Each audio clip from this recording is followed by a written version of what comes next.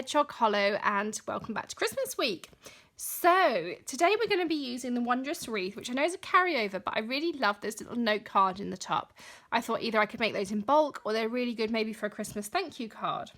So let's get started. It's really easy. It's just quite a lot of cutting. So the first thing I've got is a card base, which is 8 1/4 by 4 1/4. And if you do miss any of the measurements, don't forget they're always on the blog, and the link to the blog is in the bottom, it's underneath the video, and you might need to just click that arrow in the bottom right hand corner. So on our card base, we're going to stamp our hardwood, and for that I'm going to use some crumb cake. If I grab that here.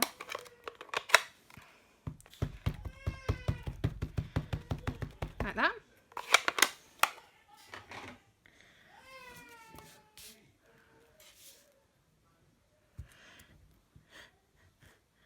There we are. So that's our hardwood background. And then we're going to put that to the side just while we build our wreath. So to build your wreath, I've got a plain piece of white cardstock here. And I'm going to use Garden Green and Wild Wasabi. Wild Wasabi for the base, and then Garden Green for the highlights.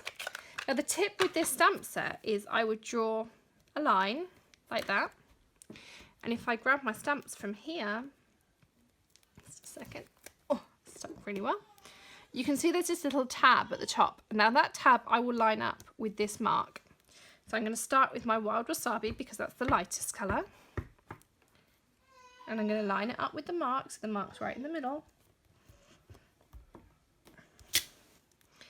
And then I'm going to grab my darker one. I'm just going to pop it on the other side. And of course these are photopolymers, so you can see straight through. And excuse my head getting in the way. Going to peel this one off. I'm going to do the same and line my mark up, and I can roughly line my leaves up too. So you see when I lift it off, you've got those lovely highlights and they're perfectly lined up because you've used your markers. So that's how to make the base of the wreath. Then I'm going to cut it out over on the side in a second with the Big Shot, but before I do that I need to stamp with Real Red, and I am going to stamp a bow here,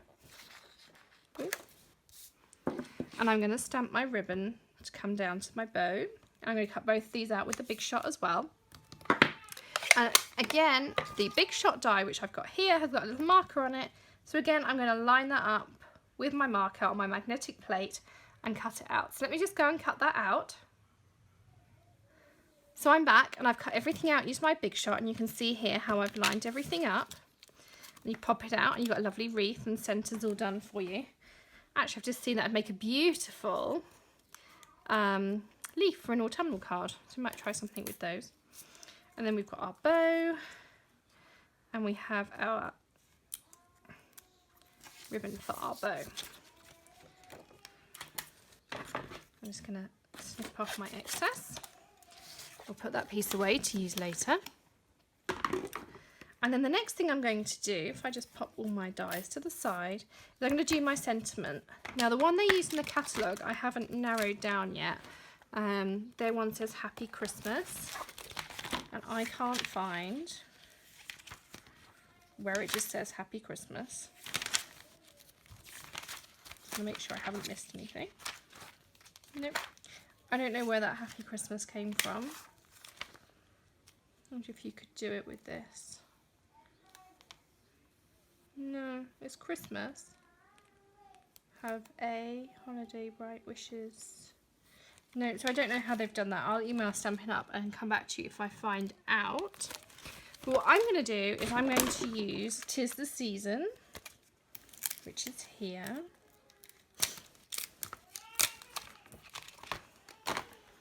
And I've got a 1-inch strip, or is it 1.5?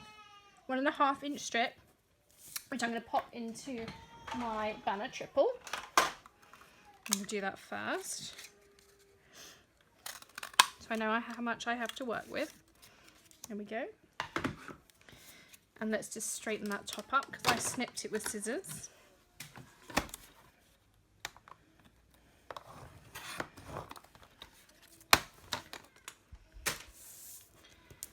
And we've got a block here. I'm going to use my basic black on my crumb cake. And I'm going to put my 'Tis the Season on.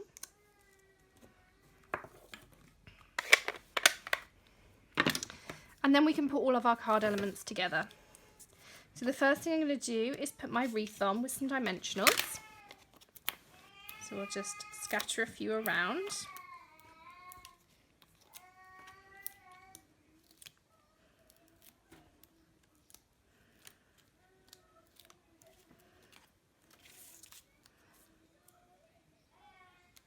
Like so.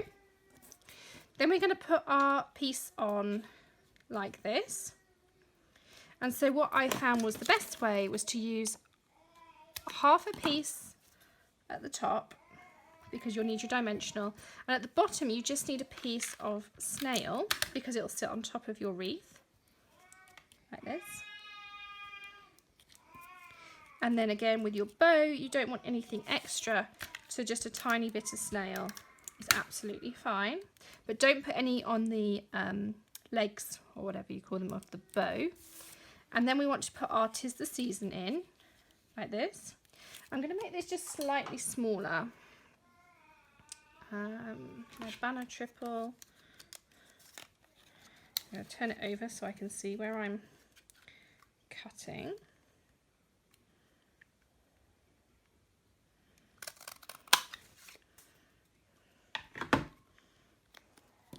And I'm going to snip a little bit off the top.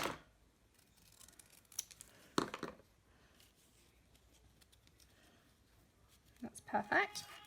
So again, just a little bit of snail, and I popped half a dimensional just in the middle to hold it where I wanted it.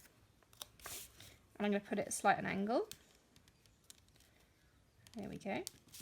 And then the finishing touch are sequins. And out the Brights pack, I've picked out a few of the bright reds, which is what they did on the sample.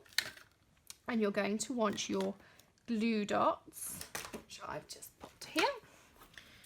And if you pick up each sequin, a glue dot will fit on it perfectly. And these will look like berries. So I'm going to put one there.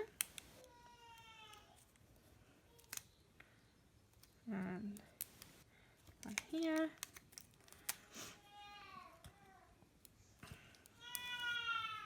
And in the middle there. And of course these just look like sparkly berries. Now if you didn't have this, you could use some of the dazzling diamonds. They would work well too. Oh, I'm stuck. So there we go. And that is your little finished 'Tis the Season Christmas card. Again, really cute, a nice thank you size, or you can make those in bulk fairly easily as well. So thanks again for joining us for Christmas week on our Case the Catalogue for June, and we'll see you again tomorrow. Bye.